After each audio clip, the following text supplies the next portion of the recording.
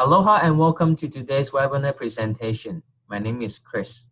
We're here at BYU-Hawaii and we're hosting today's webinar with Cecilia Choi in preparation for our Asia Pacific Career Conference, a 4-day conference held here at BYU-Hawaii designed to help students that are interested in employment in Asia Pacific to connect with employers with recruiting demand. Today, we're learning more about U.S. Department of State from Cecilia in California. Before we begin the presentation, let me introduce you to some of the aspects of our software. Those of you attending this live can see that you have the opportunity to participate in Q&A at the bottom. If you click on the Q&A button and submit questions, we'll try to respond to those now. You'll also see that there is a way to raise your hand or interact in different ways if you would like to address something or have a question. For the most part, you will see that you cannot be heard or seen, but your way of communicating with the presenter is through the Q&A. Now that we're all familiar with the technology, let's begin our webinar. The time is now yours to share your presentation. Thank you, Cecilia. Thank you, Chris. Aloha BYU-Hawaii. My name is Cecilia Choi, and I'm the Diplomat in Residence covering the state of Hawaii. It's a pleasure to be on this webinar with you, and I can't wait to meet you in person in Laie next week. A little bit about myself.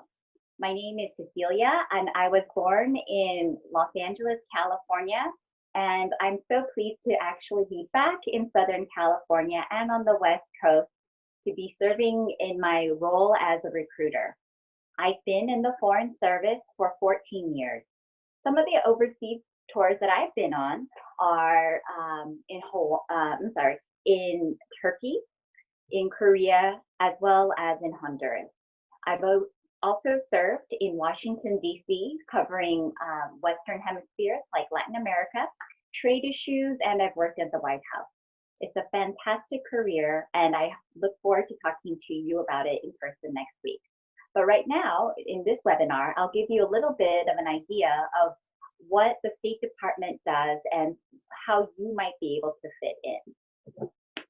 So when you think about your life, I would say that, I'm already messing up the technology. How do I get rid of this little greenness? There we go. I got it, Chris. Some of the things that we do are negotiations. When you think about UN negotiations and people, diplomats meeting and striking deals, that's what we do. Now, of course, if it's a really big deal like Iran nuclear weapons, we're gonna, send in very high level people. But this is my friend in this slide, and actually she is a deputy director, and she's negotiating in an international forum on different issues. We cover a lot of different things, not just nuclear warheads. We're also doing oceans, we're doing population and migration issues. So that's some of the things that you could do in the State Department. We also need a lot of people with a background in IT. Obviously, when you think about the way that our communications are going, it is all reliant on our IT systems. Even this webinar, and if you're looking on YouTube later, we need people with great skills in networking as well as being able to use technology. So if you are a computer science or information technology major, we have a job for you. The next one I want to talk about is evacuation. Now, you guys are all safe there in Hawaii, but when we have American citizens that go overseas, sometimes things can happen, like plane crashes. I've actually worked on an evacuation when we had to take American citizens out of Jordan and then place them in Turkey for a little bit before they went back to the United States. So all of a sudden, I was in charge of helping families get organized, checking their citizenship documents, and then making sure that they were able to get home safely to the United States. In the State Department, the most important thing that we do is take care of American citizens. The other thing, this is a fun picture. This is my colleague, Randy, and he is in, I think, Thailand, and he's releasing a turtle into the ocean. And if you look at that slide, that turtle has a little radio monitor. The United States is a great actor when it comes to environmental protections in the ocean. I'm sure over there in Hawaii, the importance of having a clean ocean. And then that means everything from making sure that your wastewater is treated before it goes into the ocean to making sure that you don't overfish. So United States, we really lead on the environment. And so one of the things you could be doing overseas is working on environmental and conservation issues. So that was one. The other thing I did, this is from my job in Honduras. I was the economic counselor. So I reviewed the US's economic relationship to the government of Honduras. And one of the things that we were concerned about was the protections for their banking system.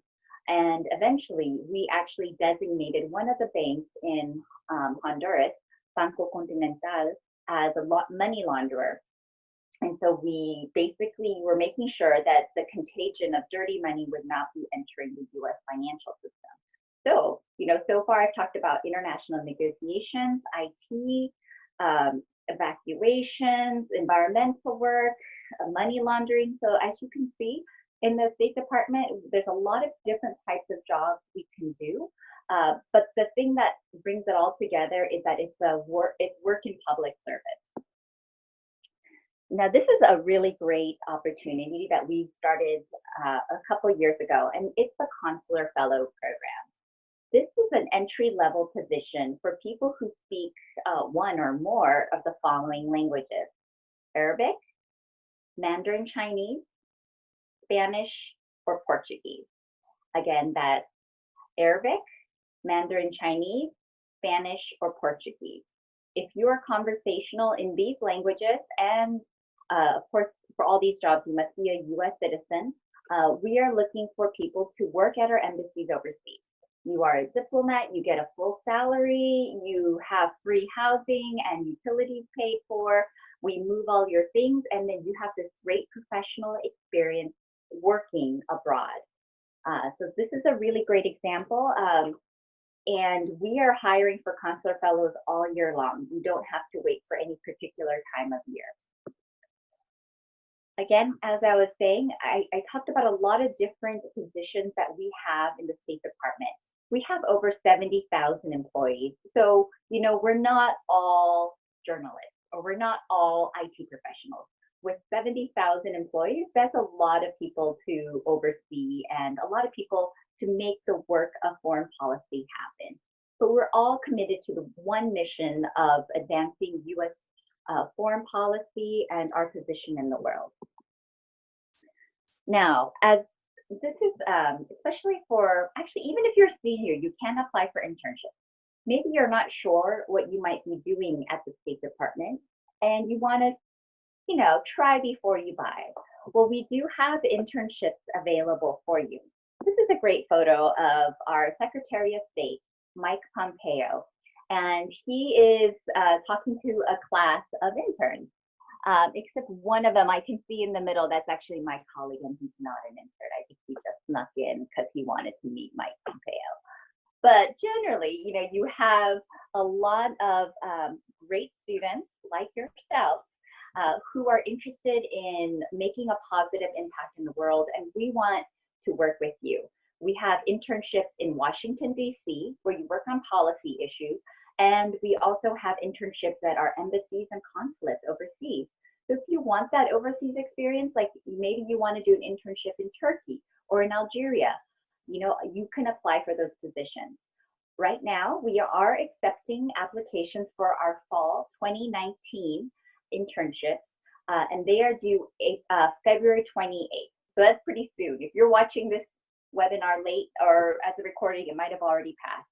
But so maybe if you're a freshman or sophomore, this is something that you can think of for the future, especially during the summer. Our summer internship deadline already passed, and we're already getting ready to onboard them. You do not need to have a language skill to apply for these internships. So do apply for them. And again, I will be at the Asia Pacific Career Conference next week on March 7th. So you can come to my booth and ask me more questions about this in person. Now, what about financial needs? I received scholarship money and Pell Grants, and I really appreciate the need for help to be able to do some of these additional things that really help build your resume, but go beyond the regular tuition. And we do have that at the State Department. I'd like to talk a little bit about our graduate fellowships. We have two premier fellowships. They are called the Pickering and the Rangel Fellowships. These are fantastic. So this is for graduate school. And so you can't already be in graduate school, and you can't already be started, or you can't already have your application letter of acceptance. So this is really, you know, if you're a senior, you would apply for it maybe in another year, or you would start graduate school in another year. So you shouldn't be starting right now. For all the sophomores and juniors, this is a great option for you to be thinking about. What we do is we pay for your graduate school up to $37,000 a year. And that covers tuition, books, and even a stipend for you. We will also give you 2 summer internship experiences, one in Washington, D.C., and one at one of our embassies overseas. This gives you a great professional experience in learning what it's like to work in Washington and do the politicking, and also work overseas and represent the United States. At the end, if you pass, you know, the Foreign Service oral assessment and interview, then you will be immediately hired for a 5-year term. Now, if you can continue beyond that as well. This is a great scholarship. I'd love for you to think about it. Also, going back to financial need and internships, I do want to say we also have scholarships for internships. It's called the U.S. Foreign Service Internship Program. So this is really for freshmen and sophomores to apply for, and we will pay for 2 summer internships.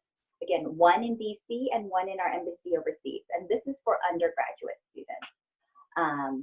For all of these internships and programs and fellowships, for the U.S. Foreign Service Internship Program and for the Pickering and Rangel Fellowship, the due date is around September. So we haven't announced it yet because it's still only February 2019, but around September 2019, you will see the applications open up. Again, you can come by my table next week on March 7th and come to my booth and ask me more questions about these. So this is where, you know, where are we now today? We have you over here at BYU-Hawaii, and oh, look at those beautiful ladies. Those are some popular students. You know, you are studying, you're at a great institution that is intimate, has only about 2,000 students. You know your subject matter and you're ready to go out and change the world. Well, I hope that you will go from there today to tomorrow, where you will be part of the U.S. Foreign Diplomatic Corps. It would be fantastic to have you join, because remember, you only have one life, one chance, so you want to live it out well. If you need to contact me, again, I'd be happy to meet you in person next week at the fair, or you can also follow my page on Facebook. It's DIR SoCal, stands for Diplomat in Residence, Southern California. You can always direct message me. I do answer the messages that I get, or you can send me an email, dirsouthern.california@state.gov, and I'd be happy. I will reply to emails. That mailbox is managed by me, not some bot or someone somewhere far away. So I will get to your messages there. So I look forward to seeing you guys next week at BYU Hawaii on March 7th at the Asia Pacific Career Conference. Again, my name is Cecilia Choi, and thank you so much for your help. Mahalo. I'd be happy to take some questions if there are any. Chris? Okay, so Cecilia, I think I will ask a question in behalf of our students here in BYU Hawaii. So in your position or opportunity, do they have to be a U.S. citizen to be able to apply, or they can be from different countries and they can still also have the chance to apply? Oh, that's a great question, Chris. Thank you so much for raising it. We do only allow U.S. citizens to apply for these particular positions. You can, being a U.S. permanent resident or on your way to naturalizing is not enough to apply for these positions. You must already be a U.S. citizen. You also have to be 20 years old, which I'm sure is most of you. I do, but the reason I mentioned the 20 years old part is that we have a very long clearance process because you'll be in a position of public trust. And so it takes us about a year to review people's files. And that's why I like to encourage sophomores and juniors even to start submitting your application so that, you know, you're not waiting on us to do a job. To offer you a job, you're just studying, and by the time you graduate, you have an offer ready for you. That's a great question. Okay. Great. So do you have any opportunity for non-US citizen or? No, our non-US citizen positions are at our embassies overseas. Embassy. Mm-hmm. And that would be like as a local employee, but not as, and so you can go to our website. So if you basically put the country.usembassy.gov. So you put the turkey.usembassy.gov, china.usembassy.gov, and then you can find out about our local positions for local national. Okay, great. Thank you so much for your answer. Mm-hmm. And I think that's it for the questions. And we're looking forward to see you next week for the conference. Me too. Mahalo, everyone. Thank you so much, and aloha. All right. Bye-bye.